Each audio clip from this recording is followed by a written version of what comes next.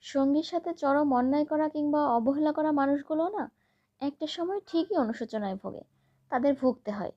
আজ যে মানুষটা সঙ্গীর প্রতি নিতান্তই উদাসীন, যে মানুষটা সঙ্গীর প্রাপ্য মূল্য কিংবা অধিকার দেয় না, সেই মানুষটাই একটা সময় গিয়ে নিজের ভুল বুঝতে পারে। আর যখন সে তার নিজের ভুল বুঝতে পারে, ততদিনে হয়তো সঙ্গীর মনে তার প্রতি চরম ঘৃণার সৃষ্টি হয়। দাম্পত্য জীবনে বেশিরভাগ মানুষই সঙ্গীর সাথে অভিনয় করে যায়। এ সম্পর্কে ভালোবাসার চাইতে দায়িত্বকে বড় করে দেখা হয়। এই একটা মাত্র সম্পর্কেই মানুষ সবচেয়ে বেশি ভনিতা করে।